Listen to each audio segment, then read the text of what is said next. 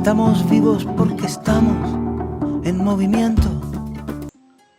Buenas, ¿qué tal? ¿Cómo andan? Vamos con la segunda parte de dolor, ¿no? De explicar qué es lo que sucede cuando tenemos un dolor persistente. Bien, nos habíamos quedado en aquella primera parte donde ya el protagonista va a comenzar a ser la persona quien está padeciendo dolor persistente, ¿sí? Bueno, vamos a ver, ahí está. Bien, como les decía, en este capítulo el protagonista o los protagonistas son ustedes. Vamos a usar la analogía de la alarma. Bien, cuando tenemos una alarma, la función básicamente va a ser de justamente ponernos en alerta, ¿no? Alarmarnos. Y esto puede funcionar de diferentes maneras. Puede ser, bueno, ante un movimiento, ante la ruptura de algún ingreso, también puede ser detectores de humo, de incendios, ¿sí? A pesar de lo ruidosa y de lo molesta que puede ser una alarma para la gente que vive en un barrio, seguramente para los dueños les dé cierta tranquilidad, porque obviamente sus bienes están protegidos de alguna manera, ¿sí? Y esto puede sonarles familiar porque seguramente en algún momento de nuestras vidas todos pasamos por esto, ¿no? De vivir cerca de algún vecino, de algún local comercial donde la alarma suele activarse de forma frecuente, ¿no? Y en las primeras veces podemos hasta nosotros mismos sospechar de que algo está sucediendo, ¿no? Y alarmarnos de alguna manera. Esta breve historia, o ejemplo mejor dicho, cuenta esto, ¿no? Que los dueños de este lugar, en esa primera vez que suena la alarma, llaman a la policía, se acercan al lugar, ya sea el comercio o bueno, la casa, y se dan con que no hay nada, ¿no? Que no ha pasado nada, que no sucedió nada, que por suerte está todo bien. Entonces la policía, los dueños se despiden y se van tranquilos cada uno. Pero acá sucede lo siguiente, que en esa primera instancia estamos todos tranquilos porque por suerte no pasó nada. La segunda vez seguramente puedas preocuparte un poco sobre esta situación, que vuelva a sonar esta alarma, los vecinos por ahí ya se empiezan a molestar un poco más, ¿sí? Como aquella primera vez que quizás la dejaron pasar y dijeron, bueno, puede estar sucediendo algo, se acercaron seguramente a ver al lugar y a hablar con el dueño, porque seguramente se conocen y le dijeron, bueno, menos mal que no es nada, bla, bla, bla. Pero esta segunda vez ya están un poco molestos, ¿no? Ya seguramente miran por la ventana con un poco de cara enojados. Esto puede repetirse así varias veces y ya los dueños tampoco están tranquilos, ¿sí? Cada vez que se acciona esa alarma ya no tienen la misma preocupación y van cansados hacia el lugar porque tienen que apagar la alarma, ya los vecinos empiezan a hacerle comentarios, ¿no? Entonces ya empieza a ser un poco desgastante la situación. Bien, esta alarma, por algún defecto, por algo en particular, se alteró y es muy sensible, se volvió muy sensible. Es decir, el que se apoye una arañita en el sensor puede activar esta alarma, ¿sí? Entonces algo similar nos pasa a nosotros también con el dolor crónico, el dolor persistente. Bien, pensemos entonces también las consecuencias, ¿no? de estas situaciones. Pensemos en momentos lindos, en charlas, en estar compartiendo algún momento, en situaciones importantes que se vieron interrumpidas por estas situaciones. Seguramente van a quedar grabadas en nuestra memoria, ¿sí? Y seguramente el humor en ese momento no fue el mejor. Bien, bueno, para fijar, ¿no? esto de esta analogía de la alarma, los nervios se van a comportar de una manera similar, es decir, van a entender el dolor, van a responder al dolor de una manera exagerada, ¿sí? Provocando una respuesta siendo redundante, exagerada ante diferentes estímulos, que quizás antes no era de esa manera, ¿sí? Así como la alarma se activa día a día con esa arañita, con ese pequeño estímulo, y está de alguna manera alterada, nuestro sistema de dolor se comporta de una forma similar, ¿sí? Respondiendo de forma exagerada, con un dolor excesivo. Ahora que sabemos que la alarma está funcionando mal, ¿qué hacemos con esta alarma? ¿La vamos a tirar? ¿La vamos a llevar a un técnico? ¿Compramos otra?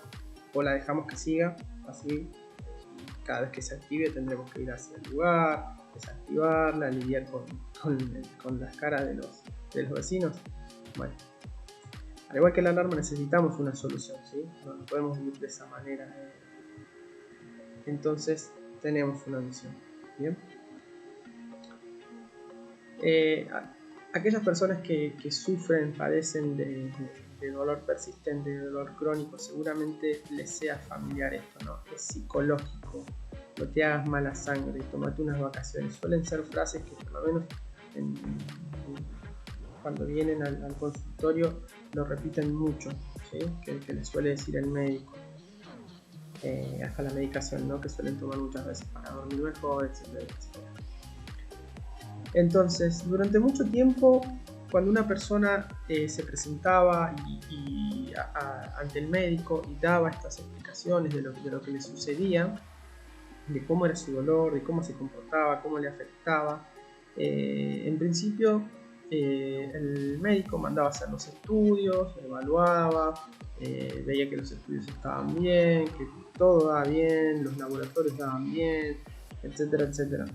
Entonces la conclusión siempre fueron dos, o sea, buscaban algo en una imagen, en el laboratorio de mal o lo que sea, y si no había nada a nivel físico, la conclusión era que el dolor estaba en la cabeza, que era psicológico. Entonces de ahí estas frases, ¿no?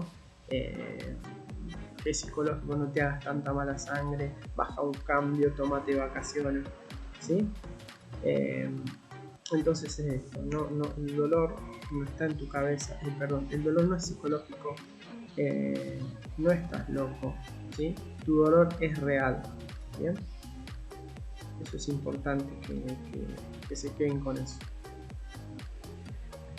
Hoy por hoy, gracias a la tecnología y a los estudios que se pueden realizar mediante escáner cerebral, el dolor fue estudiado, se sigue estudiando y podemos ver de una manera objetiva cómo responde, cómo diferentes áreas del cerebro se activan ante el dolor, ¿sí? Entonces, nosotros sabemos cuál es la actividad cerebral cuando hay un dolor físico, ya sea por una lesión o cuando no hay un daño físico, también se suelen activar estas áreas de dolor. Eso quiere decir que a veces no hace falta que un tejido esté dañado, es decir, que tengas una fractura, que tengas un esguince, que te haya golpeado, para que ese dolor igualmente se active, ¿sí? Bueno, ahora, ¿qué hacemos? Entonces tenemos que entender que para tratar el dolor, para empezar a este camino de empezar a desensibilizar todo este sistema de dolor, es importante entender, ¿sí? Entender qué es lo que nos está pasando, qué es lo que le sucede a nuestro cerebro. Entonces, continuando con esto, ¿no? Para seguir intentando que se pueda entender y hacerla simple también. Puede ser confuso lo que vamos a mencionar, pero a la vez seguramente se les va a venir a la cabeza alguna situación similar, ¿sí? Por ejemplo, una lesión pequeña o un golpe pequeño, ¿sí? Como puede ser golpearte o darte el dedito chiquito contra un mueble, contra una silla cuando estás apurado en tu casa buscando algo, puede ser muy doloroso, muy doloroso, y seguramente a más de uno le debe haber sucedido esto. Y una situación contraria y totalmente opuesta puede no causar dolor, ¿sí? Una situación como por ejemplo la mordida de un tiburón. ¿sí? O puede ser que la mordida de un tiburón no cause dolor y golpearte el dedo chiquito del pie sí te cause dolor. Bien, entonces acá como ejemplo hay una historia, ¿sí? Bethany Hamilton, ¿sí? Esta era una chica, es una chica en realidad, una joven que estaba haciendo surf y fue atacada por un tiburón. Ella perdió un brazo, ¿sí? Pero cuando la entrevistan, ella cuenta que no sintió dolor, ¿sí? Entonces acá podemos ver cómo el cerebro y cómo el dolor es adaptativo, ¿no? Entonces el cerebro tenía que tomar una decisión ante esa situación y la decisión era vital, es decir, tenía que salvar su vida, ¿sí? Entonces esta chica no sintió dolor y logró sobrevivir, la rescataron y pudo sobrevivir. Entonces acá tenemos que el dolor es adaptativo, ¿sí? Bueno, me salté la respuesta, pero bueno, les leo acá ¿sí? Para continuar, para que se entienda bien. Entonces, ¿por qué golpearme el dedo pequeño puede doler más que la mordedura de un tiburón? ¿Sí? Entonces el cerebro tiene que tomar una decisión. Ante una situación de dolor, el cerebro toma una decisión. Por eso decimos que el dolor también es una respuesta adaptativa. En este caso, en el de Bethany, tenía que preservar la vida. ¿Bien? Bueno, lo vamos a dejar acá y luego se va a venir la tercera parte.